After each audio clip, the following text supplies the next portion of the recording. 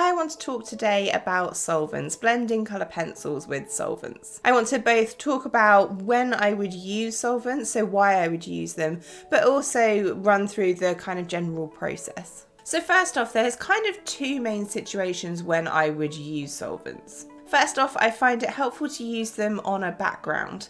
Because generally backgrounds aren't full of details, they tend to be a little bit out of focus, and as a result you want them to be extremely smooth. So for example, where I drew this turtle, the turtle itself I wanted to have a lot of detail, but underneath there's a load of coral down here. Now I don't actually want to get all of the details of those corals in, so I can use a solvent over the top to make it nice and smooth and a bit blurry. I can also use it on a drawing where the background layers, so underneath all of the details, there's some very smooth colour. So I'm kind of talking about the underlying colours. So for example, I drew this pig recently. Although it's got this fur and all of this detail on the top, when I look beyond that, it's all kind of a very smooth colour. It kind of smoothly transitions from a very dark brown in some areas to a very light pink in others. So this is a drawing that's very good to use with solvents. I also find using solvents faster, whereas building up the layers does take a fair bit longer. So maybe if a drawing ticks the other boxes, so it's got a very smooth kind of base layer colour, then I can use a solvent to speed up the drawing process. So those are the main reasons that I would use solvents. Let me show you the method by drawing that pig.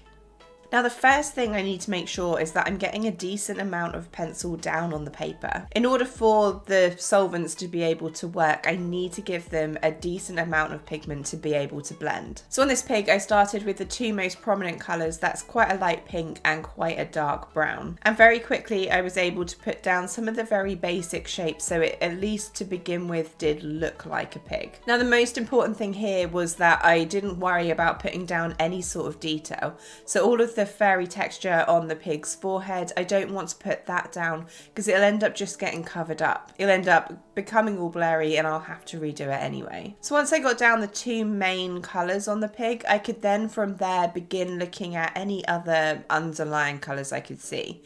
So for example, there was a bit of a kind of orangey brown on a lot of the pink areas. There was also a number of areas where there was a brighter pink than that light pink.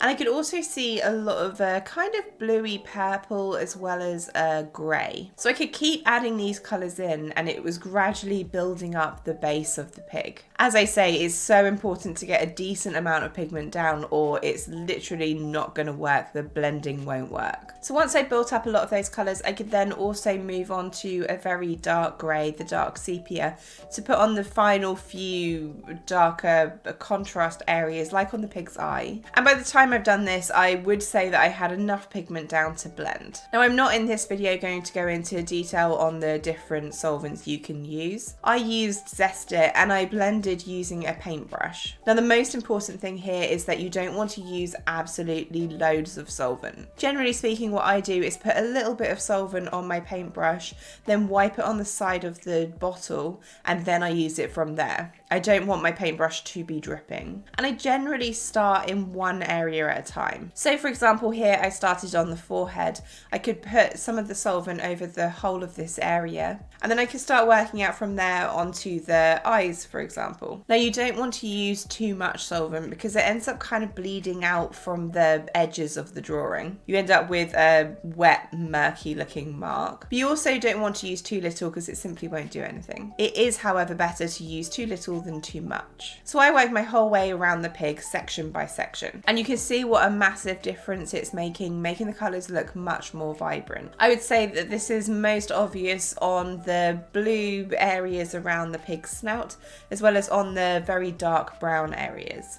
Now the main thing I'm being careful of is that I am working round section by section. I don't want to end up making any areas that should be very light look muddy. Now from here, once it's dried, I can then begin adding some details over the top. So I can start adding in all of the hair detail on the pig. I do this in exactly the same way as I would usually go about this, so working through one colour at a time, building up, for example, a grey, and then maybe adding a few browns on top of that, and bit by bit it builds up the colours of the pig. Now if you would like to draw either this pig or the turtle from earlier in the video and you would like some more detailed instructions, check out my Patreon. I have loads of different tutorials for both colour pencil as well as graphite and pastel pencil, and every tutorial includes in-depth instructions. I also include the sketch outlines, reference photo and details of all of the colours I'll use. Check out the link in the description. Now in this video I've been focusing on the method of using solvents. I haven't really covered the kind of solvents that I personally like to use. Now if you would like to watch a video where I test a number of different solvents, check out this video here. Happy drawing guys, I'll see you in the next one.